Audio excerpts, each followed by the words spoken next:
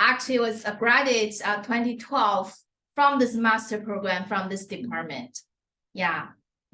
So kind of we have a little bit overlap. Yeah. Okay. Yeah. So now he's very successful and have a lot of experience in how to be an entrepreneur.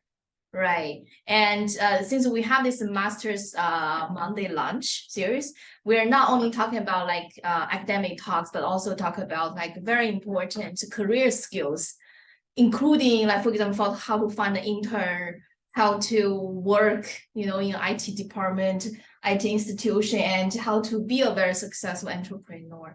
And Mike also has something very practical. He actually has a course. I think you will be very interesting. Yeah. So I think he has a lot to talk and to share with us. We'll give the floor to Mike. Thank you very much, Grace. Thanks, everybody. And so today's presentation, we're going to talk about exploring entrepreneurial career paths, and I'm going to make sure the slides will work. Yeah, it works. There we go. I'm going to talk about the Graduate Startup Internship Seminar course that I teach here at Georgetown, as well as some of the practical professional skills that are covered in the course. We'll talk about becoming so good they can't ignore you, and some of the lessons I learned from Cal Newport during my time here at Georgetown and after it, as well as some advice on how you can invest in yourself and your relationships with some mental models that can serve you throughout your career trajectory. And so first, I want to introduce you to UNXD 590 and 591. So this is a 3-credit graduate level elective course. 590 is the Startup Internship Seminar, and we have a new version of the course, 591, for students who get internships at large companies. So if you get an internship at Amazon, not exactly a startup, but you can still take the course, and we've developed some additional modules for those students around navigating bureaucracy in larger companies, as well as cross-cultural communication. And so what we've done is basically build a 4-sided marketplace. We got a little QR code there that will take you to the link tree for the Georgetown Startup Interns program, where students are one side of the marketplace, the different departments throughout Georgetown that we built partnerships with, as well as a variety of more than 100 different startup companies we've worked with over the past 4 years to offer internships to Georgetown students. And then this 4th side is like the overall university, getting them to approve it as a 3-credit elective. And so, as I mentioned, it's 3 credits. It's offered this summer. It's in the fall and spring semester. During the summer, it's a full-time, typically 40-hour-a-week internship you would get. During the semester, it's 10 to 12 hours a week. So this is kind of one class that you will go through. And as part of the Startup Internship Seminar, there's kind of 3 pieces to it. One is the experiential learning on the job at your internship. And so you are required to secure an internship offer letter before the semester starts, or at least by the end of drop ad. But you can go into My Access today and enroll and kind of add it to your course list. We'll stay in touch, leading up to the start of the summer semester or fall, spring, to make sure that you actually get an offer letter. And we have, I think, over 80 internships that are currently listed on the website. All of those are pre-vetted and approved. But there's also an option where you can bring your own internship, which I'll talk about in a moment.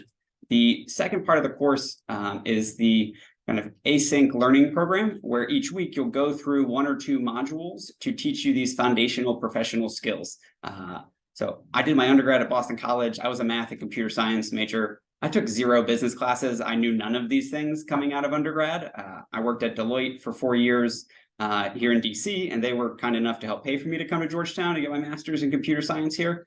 And the content in this course is really designed for people who haven't, worked a decade in a professional setting, are very good perhaps in academia and studying and taking tests, but don't necessarily know all the details about how to run a meeting or give presentations, sales, marketing, what your personal brand is, networking, how to do informational interviews. These are a lot of things that can be very impactful in helping you navigate your career.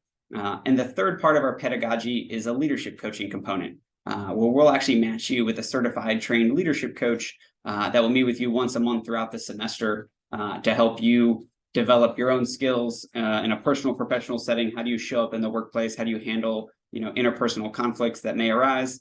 And I'm just going to let one more person in. There we go.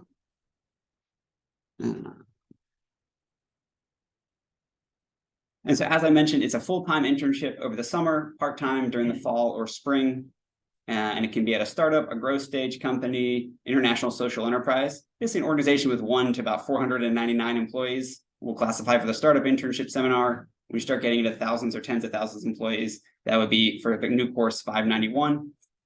And we strongly encourage the employers to pay you. It is not a requirement. You guys, though, are allowed to pick the internship that's a good fit for you. And if one is unpaid and one is paid, I would probably take the paid one, assuming that the work was comparable.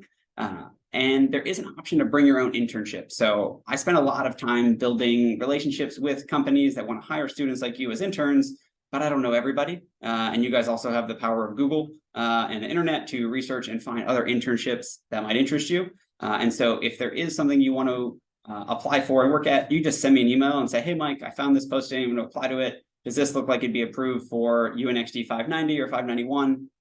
9 times out of 10, I will say yes, especially with the new course to help students with the larger companies. Let me pause there. Does anybody have any questions about this before we move on? Yeah, I think you don't have a question, right? Not gotten. Not yet? Okay. But if you do, I love to make this as interactive as possible, so feel free to interrupt if you do have questions. Yeah, Grace, go for it. Go back to previous slides.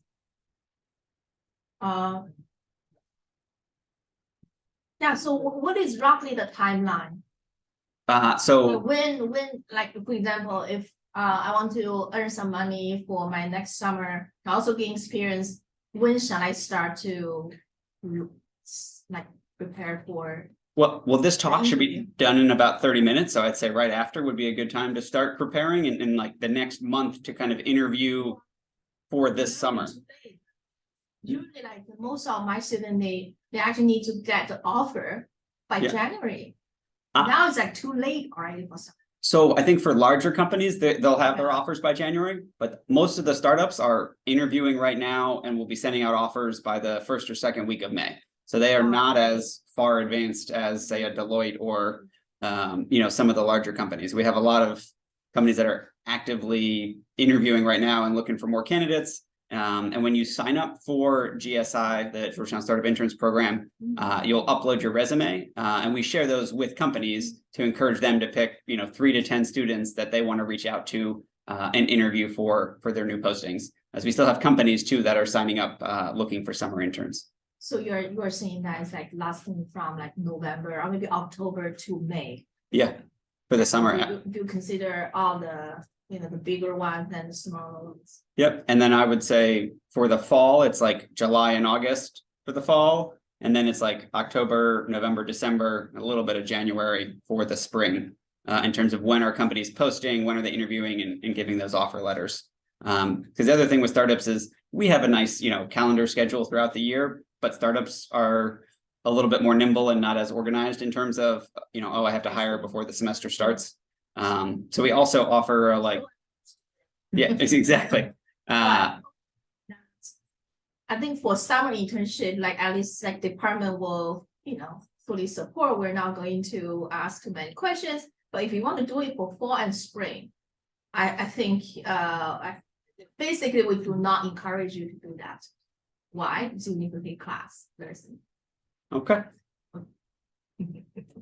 And so some of the benefits of the program is, identifying connections between the coursework you're taking and what are the actual strengths and skill sets that you have and what potential career trajectories, what do you want to do right when you graduate, but also in 5 years or 25 years. And some of the benefits of having internships is that you can actually find the stuff that you hate and that you don't like doing, maybe you get an internship and you have to spend a ton of time writing SQL queries and you're good at it, but it is mind numbing and you want to bang your head against the keyboard. We're like, don't get a job doing that for the next 4 or 5 years. If you can figure that out in 3 months or so. And I'll share a couple of learnings that I've had as well. And there are a few career paths that you could potentially explore, working at one of the big FANG companies or going to a consulting firm. I'm here to encourage you to make that hard right into startup land and see what it's like to be the 5th or the 25th employee, at a fast growing company where you're not a small cog in the machine, but you're actually involved in a lot of the business making decisions and you're in the room with the C-suite and you're kind of understanding how they're building and growing the company. And so I'm going to go into now pretty quickly some of the modules that are in the course, just so you can understand, what you would be learning. We start off with some self-awareness and reflection around, the Clifton Strengths Finder and identifying your top 5 strengths. We talk about habits and what your personal brand is. What do people say about you when you're not in the room? We also touch on intern well-being and your kind of social, emotional, mental health. Not only well-being an intern, but also a grad student. There can be a lot of stress and pressure. If you aren't familiar with Ikigai, it is a Japanese word with this 4-circle Venn diagram of what are you good at, what do you enjoy doing, what can you get paid for, and what does the world need. We get into some of the core professional skills. We'll teach you around how to work remotely, how to send emails in a professional setting. There are a variety of different templates for whether you're emailing your boss or your boss's boss or a customer. I have all the students call my cell phone and leave a voicemail. With your name and a brief name, phone number, a brief message. Slowly repeat your name and phone number. And if you can't type 60 words a minute, I have you take a typing test. If you can't type that fast, you have to take a typing course. So I think one of the valuable foundational skills, and I'm hoping the computer science department, by the way, that you guys can type 60 words a minute or more. You can add a lot of value in meetings as early on in your career by being the note taker. And understanding, what was talked about, what are the action items, who's going to do what by what date, and being able to follow up. When I was a first-year analyst at Deloitte, I was in a bunch of meetings with partners because they found out I could type as fast as they could talk. And they're like, hey, this guy's great. Bring Mike, he's going to document it. Nobody else has to take notes. And I learned so much about the business as a result of that skill. Here's a quick snapshot of what one of the learning modules will look like. There's a few videos to watch. And again, this course, it's asynchronous. So I have recorded and designed all of the curriculum. It's in Canvas for each week as your schedule permits. And by Sunday night at midnight, you'll watch a few videos. There's a few required readings. We'll have some optional resources you can explore to learn more about it. And then there's a quiz each week. It's 5 questions. If you watch the videos and do the readings, it's pretty straightforward. And every other week, you'll do a 1-page reflection paper on kind of tying in what you learn in the modules to your experience in the internship. Then we get into some of the more advanced skills around networking and how to build out your LinkedIn profile, informational interviews, and emotional intelligence, including how to read other people's body language and be able to tell, when people's eyebrows go up, like, oh, they're interested in what you're saying. It's kind of like an insight-o-meter. And when they kind of furrow their brow and they're not really paying attention to you, well, you probably need to pick up the pace of what you're talking about. We're also adding a few new modules this summer, one on conducting a personal SWOT analysis. So that's what are your strengths, weaknesses, opportunities, and threats, as well as bureaucracy in the workplace for the larger company internships, and cross-cultural communication for international students. How can they best engage in the US workforce? And then we'll wrap it up with sales, marketing, and presentations, which, these are super skills that will serve you throughout your career. And if you didn't know the FedEx logo had an arrow in it, you're never going to unsee this. So now, that is right there for you.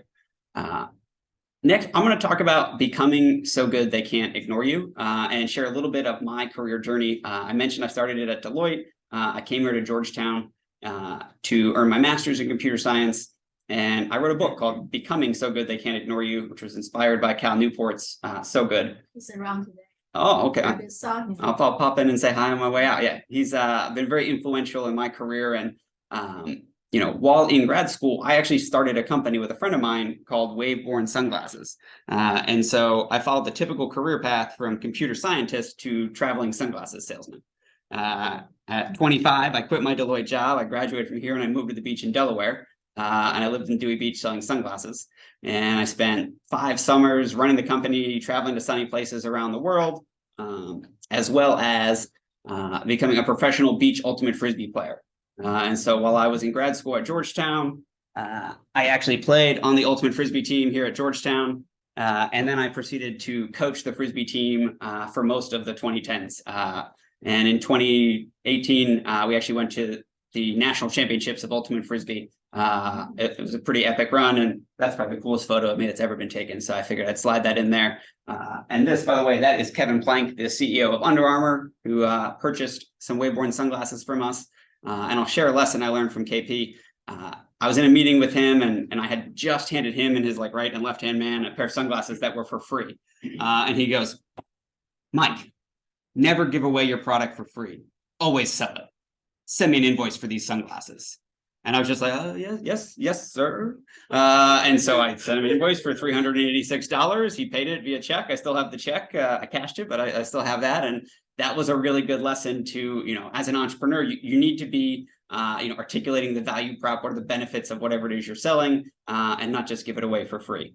And so this is the cover of the book. You're talking about don't follow your passion, but adopt the craftsman mindset. How can you use deliberate practice to stretch outside your comfort zone, acquire career capital and these rare and valuable skills? Being able to type as fast as people can talk doesn't sound that sexy, but that's a rare skill. And the number of meetings I've been in with people where they send them my notes afterwards, they're like, what? How did you capture all of this? I can type when you talk, but when I talk, I can type 0 words. My brain can't do both of them. So that's an interesting thing to figure out. But it's also about taking these little bets, analyzing the results, and figuring out where you want to go. And so, Cal argued that the craftsman mindset and this idea of putting your head down and working really hard and developing these skills is way more important than just following whatever your passion is. And, there's this self-determination theory for motivation at work. And in order to be happy and motivated at work, you need autonomy. And I have found that is a huge driver for me. I did have the sunglass company. Spoiler alert, I learned there's for profits, there's non-profits, and then there's no profits. I went bankrupt at 30. I had to shut down the business. I had to tell all of our investors that we lost their money. And then I had to personally go through bankruptcy because I had guaranteed about $375,000 of it. And so it was not this massive success story at age 30. I moved back to my parents' basement, kind of caught my breath. But I'm 36 now. I lived not too far away for 5 years. I ran the House Stand Incubator, which is a few blocks from campus, working with early stage entrepreneurs for 5 years. While I was there, I started serving as an entrepreneur in resident here at Georgetown and doing that for about 8 years now. And started teaching social entrepreneurship for undergrads. And then I built out this startup internship seminar, which none of this would I have been qualified for if I hadn't had that entrepreneurial journey, if I hadn't developed all of these skills as the CEO of a startup, and also had some humbling failures that I've learned a lot from. And, I love sharing it with students to help encourage you to, be open to trying things where you might fail and it might not work out, but that doesn't have to be a bad thing. And so autonomy is a huge driver for me. Competence, are you decent, good, great, getting amazing at something, and relatedness, the interaction with other people. Do you enjoy the people you're working with? And I encourage you, I'll mention this at Waveborn too. My undergrad computer science lab partner, who I worked with for 3 years at BC, we did all these things together. He was our CTO for 3 years at Waveborn. He had a day job and a wife and a kid. And in his 9 p.m. to midnights would help us on the website and build out a lot of things for the company, up and until he called me one Friday and said, Mike, I got good news and bad news. The good news is my wife is pregnant with our second kid. The bad news is I'm going to have to step out of the company and focus on family.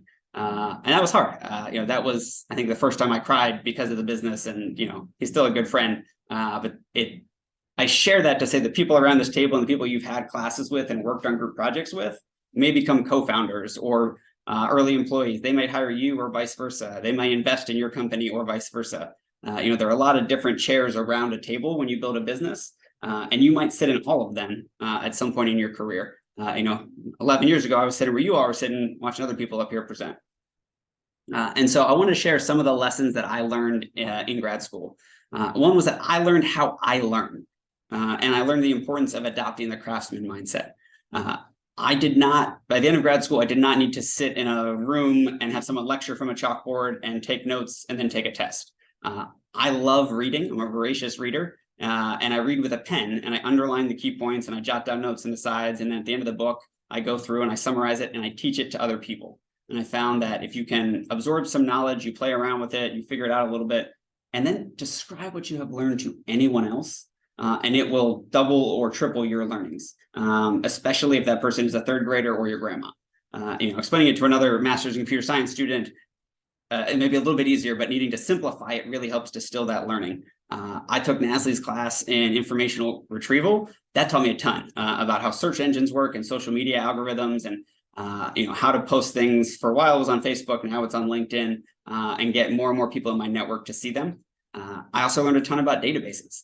I made more than $50,000 last year doing database consulting in Airtable. charging $250 an hour because I knew more about how Airtable and databases worked than the client that was doing more than 10 million in revenue, and whole business was on Airtable and a little messy. And so again, that ties into those rare and valuable skills that you can develop. I also learned the importance of communication. And if you're able to translate highly technical things to business people about how it affects the business, as well as to a third grader about how it works and what does that mean, that is a really useful skill set to have.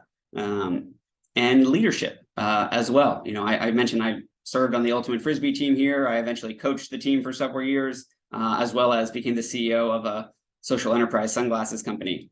And one of the things I want to highlight here is I learned some of the things that I don't like. I did a lot of late night coding because I had a Deloitte job from 9 to 5-ish, and then grad classes, and then Frisbee practice, and then midnight to 2 in the morning. I'd be doing a lot of coding. That was tough. And my brain is not that sharp. I'm a morning guy. I want to go to bed at 9 or 10 and get up at 5 or 6 and get the deep work block in. I have a almost 1-year-old. So I've not slept a lot this past year, and I've lost some of those deep work blocks. But the idea too that, you know, cybersecurity and machine learning, I learned a little bit about them, but those are not the areas that like I wanted to focus my career on. I also got dumped on a personal level. I had a woman I thought I was going to marry who broke my heart in the middle of grad school, and I had to navigate that while still working and, you know, taking classes. And there's that semester I like struggled to kind of get back into schoolwork and catch my breath. And I ended up quitting and moving to the beach with $10,000 that I had saved for an engagement ring that I never bought for her. So there was a silver lining from that. And I also realized I didn't like not having autonomy. You know, that is a real driver for me. And so as you go through life, I want to introduce this framework, the fact that there are 10 pillars of life. There's your physical, emotional, mental, spiritual, but there's also your family and your relationships, your business, financial, creativity, and environment. And these are like spokes on a wheel. And so if you were all the way on the outside of all of them, you'd get 10 out of 10, like your life would be the most amazing thing ever. That's not possible. Nobody is a 10 out of 10 in all of these. But what happens is some of these, you know, go up and you're doing great in them, but some of them come down. You know, you could be doing great professionally, but a significant other just broke up with you and you're having a hard time. I want to introduce this concept because when one of the pillars comes tumbling down, it can often hit several of the others. And your health may suffer physically, mentally, emotionally. You know, a loved one dies and you start to question your faith. You know, I went through bankruptcy and that hit some of these pillars as well. And it's important to be aware of it so you can be resilient and recognize, hey, this thing in my life isn't going great, or this business just failed, but that doesn't mean I'm a failure as an individual. And learning how to separate those different things, I think can really help your mental well-being. Yeah, Grace. Just a comment. Yeah. So when I was younger, actually just before this year, you know, I kind of you know, so there's like different parts of your life, right? And we're talking about a work-life balance. And if you want to be really successful in career, maybe you need to sacrifice like your health, your sleep, you know, your family, your joy. So very recently, I think I listened to a Japanese YouTuber. Okay. And I don't know, he reads some, you know, other amazing books. And his point is that actually the real success and you actually need to be good in all this. Okay. I'm very successful, but I die at 35. That's not very successful.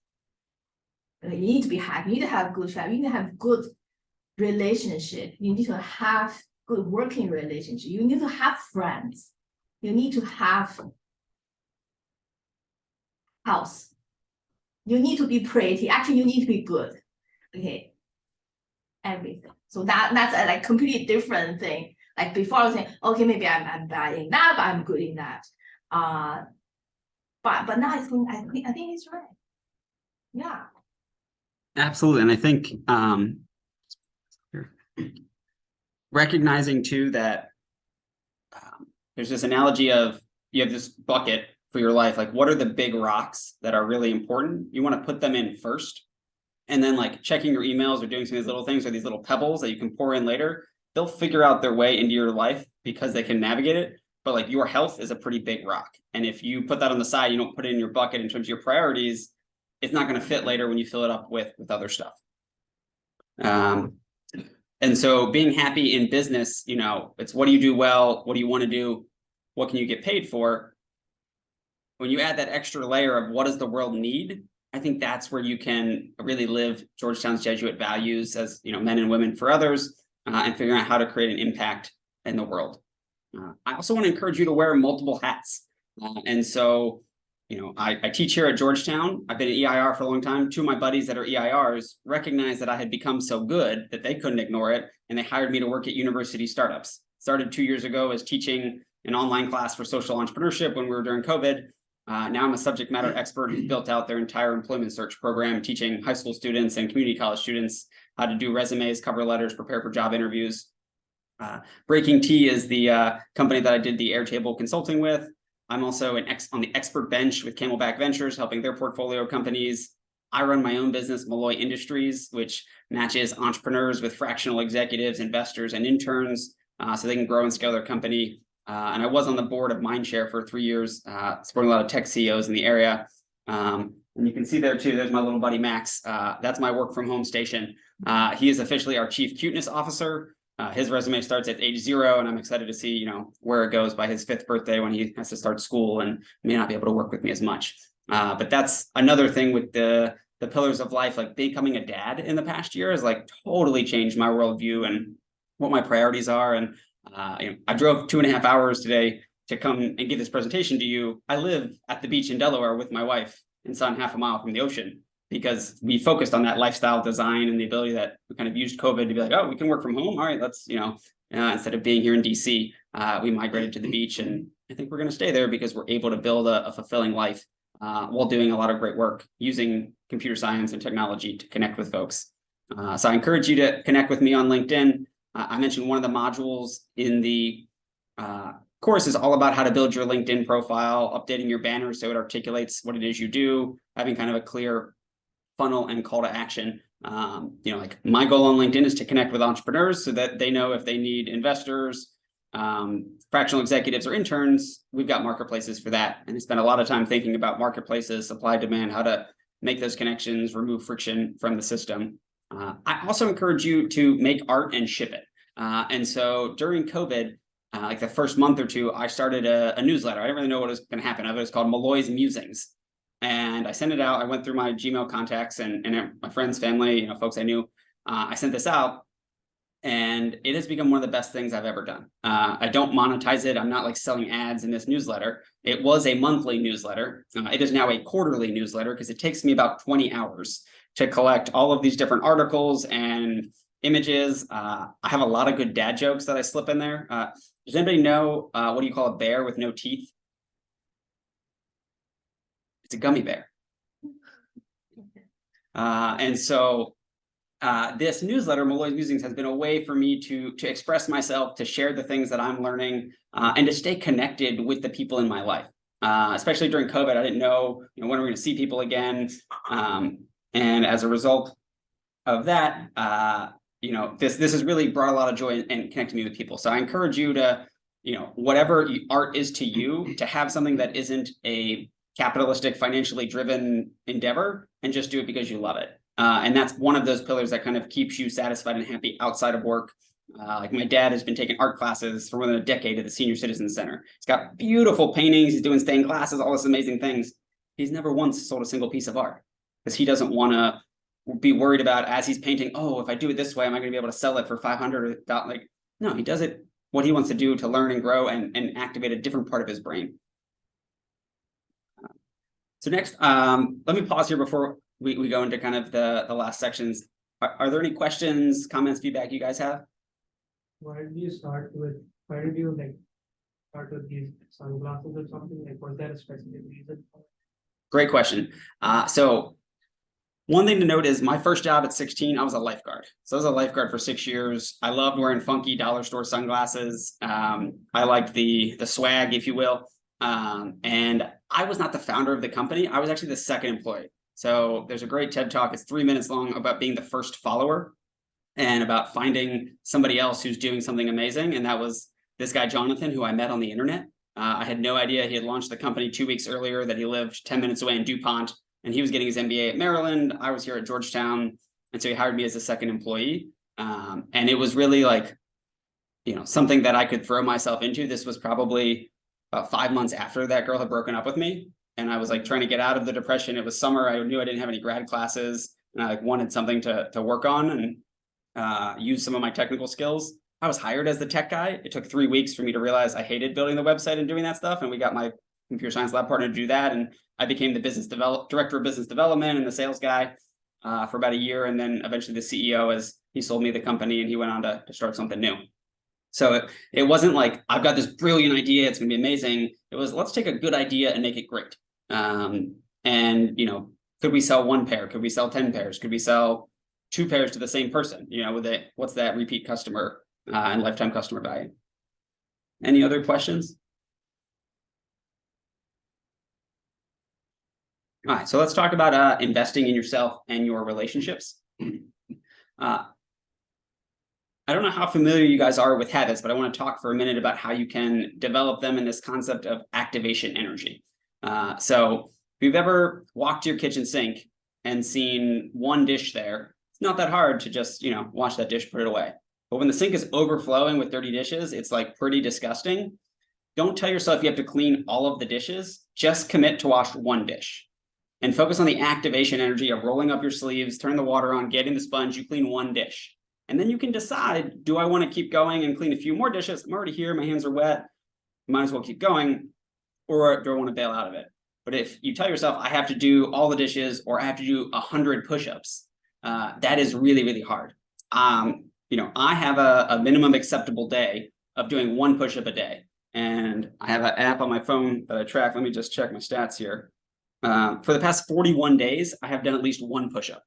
Now my stretch goal is 30. I'm 36 years old. I try to do 36 push-ups a day. If I'm getting ready for bed, I'm looking at my habits and I've done 0. I'll get on the ground and do 1 push-up and I'll get in bed. Okay, check for the day. And that's kind of what this kind of bottom graph is about, that it's, so easy. It's hard to say no to it. And thinking about the habits that you want to develop, don't commit to writing 1,000 words every day. If you want to be a writer, commit to writing 1 sentence or write 1 line of code each day. Think about these smallest little bite-sized habits that you can develop that will compound and they will snowball and can create this massive impact, but you're not going to beat yourself up for it if you miss it a day. And there's this concept of once you get this chain going, you don't want to break the chain. So Jerry Seinfeld had this, like, you got a big red calendar. Jerry Seinfeld's minimum acceptable day was to write 1 joke a day. The dude is hilarious, one of the most famous comedians ever. All I had to do was write 1 joke a day. More jokes than that, that's cherry on top. And so, I have, there's an app on my phone called Elevate that has different brain games that I play. I've been doing it for 267 days straight. All right. I love that streak. I love the little fire emoji it gives me. I love the dopamine that flows through my body when I complete that thing to know that it's still going. All right. So think about what are the positive habits and perhaps how can you do some habit stacking? And I have a whole module in the course around habits. I think these things can totally shape your life. But this concept of, how can you stack them together so you do a few in the row? For example, every day before I hop in the shower, I say, I feel healthy, I feel happy, I feel terrific because I feel loved. And then I jump into a freezing cold shower. Ooh, I'm awake. All right. And that's how I start my day. All right. With those affirmations, I have a set of another 20 affirmations that I say in the shower as I'm going through and getting my body right, getting my mind right, awakening for the day. And this is stuff that I've developed over time by stacking things on top of each other. You brush your teeth every morning and night. Maybe you can say some affirmations while you brush your teeth. I actually have a 3.5-minute recording of, what it is my statement of desire is that I want to achieve. And I listen to that first thing I wake up every morning and when I brush my teeth and go to bed so that my subconscious knows what am I working for this year. And every year on November 15th, I change it. I record a new one. I tweak what it is I want to do next year. And that has helped me to achieve some amazing things in life. Wrong direction. I'm going to briefly talk about this concept of super skills. There is a phenomenal book called The Last Safe Investment Is You. And these are skills that will be useful in almost any career path, as well as in your interpersonal relationships, the family relationships, and the different healthy parts of your life. Learning how to sell or network or do public speaking, the ability to stand up here and talk to human beings, super useful skill. How can you write or read or create stories? I mentioned I drove in here for 2.5 hours. I listened to an audiobook all about how businesses are like airplanes and the right engine is your marketing engine. And they're like 7 steps to telling a story that the customer is the hero in the journey. Your business is the guide.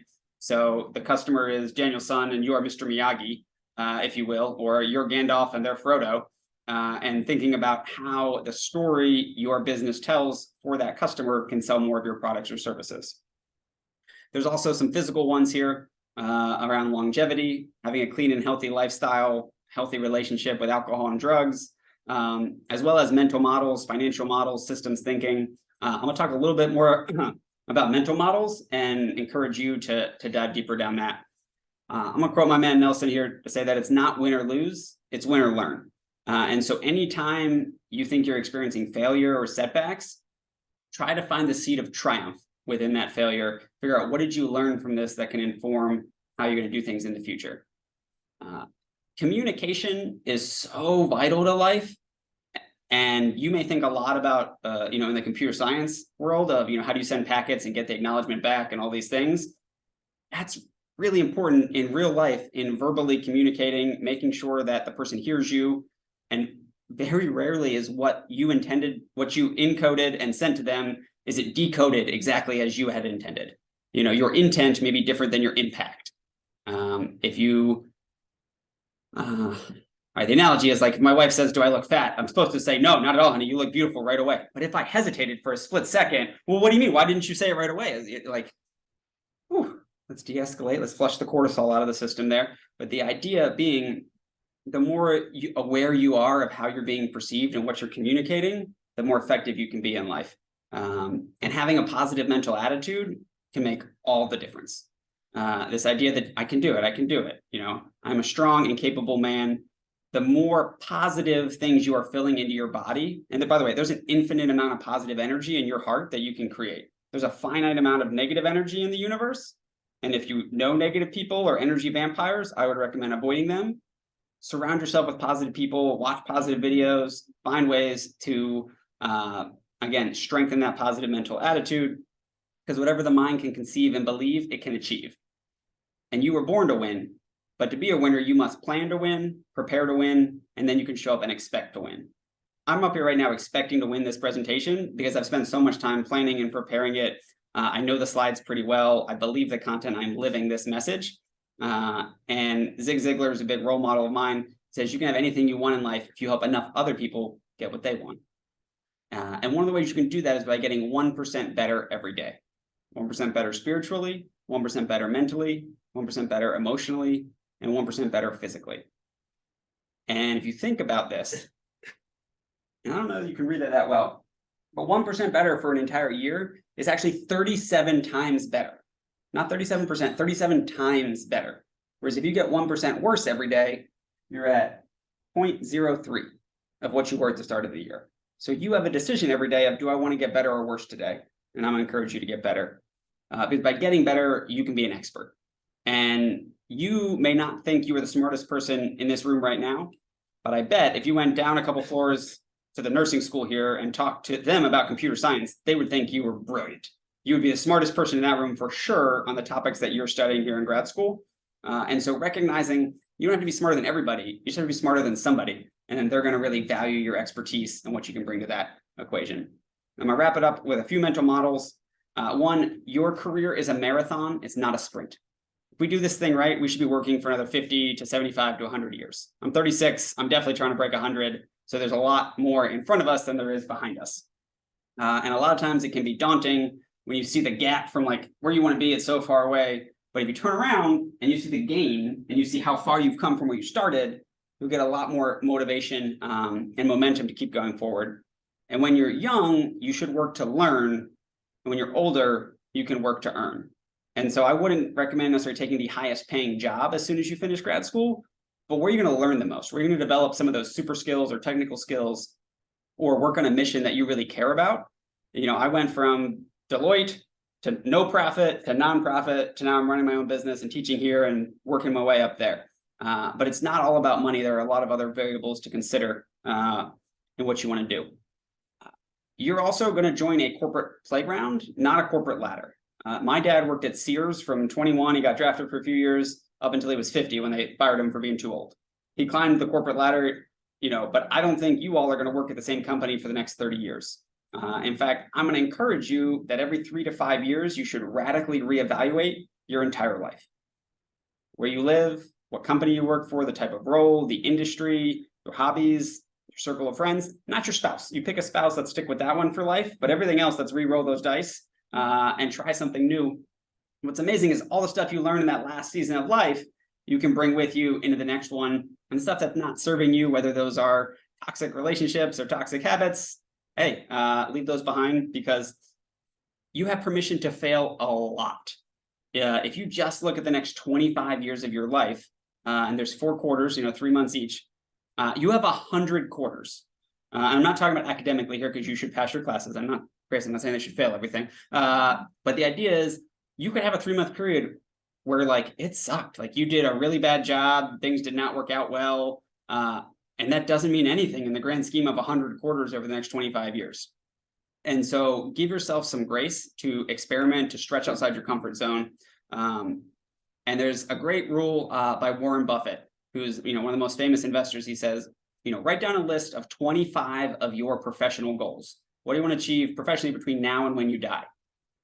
And then rank them, 1 to 25, and circle those top 5. What are the top 5 things that are, most important to you? And then cross out the other 20 goals, because you're not going to be able to do them. And you shouldn't save them for a rainy day or think, oh, one day I'll get to this. For a while during COVID, but before COVID, I learned the ukulele. During COVID, I got a guitar, and I'm like not very good at the guitar, but I was decent. And then I had a son, and I said, I'm going to put these down, and I haven't strummed an instrument once in the past year, because I realized that wasn't a realistic goal for me. I'm also tone deaf, and I'm not good at singing, and I'm not going to be in a band as much as I would love to be in a band. And so being able to refocus your time and energy on what are those top 5 things you want to achieve, and then who are the people who can help you get there? And this idea of having a 5, 25, and 150 list of people, and perhaps the top 5 in your case, maybe other grad students, your professors, people who can help you achieve the goals you have for this season in life. You should email them, talk to them multiple times a week. And then the next 25 people who can help you, check in with them at least once a week. And then we're expanding our tribe here. And humans from ancient civilizations traveled about 150 people per tribe. Check in with them once a month. That's something that like Mike Malloy's musings was helpful for, staying in touch with that broader audience. But what are ways that you can continue to nurture those relationships? I'm going to encourage you to learn one new mental model each week. And this links to Farnham Street. If you haven't heard of Farnham Street, it is gold. It is pure fire. There's computer science algorithms. There's so many different mental models and ways of thinking about things. So I'm going to challenge you to learn one a week, and read it, see it, do it, analyze how it actually works, and then teach it to somebody else. Because this comes full circle. As you are learning and growing, when you articulate what you learn to someone else, you're going to deepen your understanding and expertise in that area. And the last thing I have to say is that you should install one tab on your computer. It is like Marie Kondo for all your tabs. It's a free Chrome extension. Push the little thing and it sucks them all up.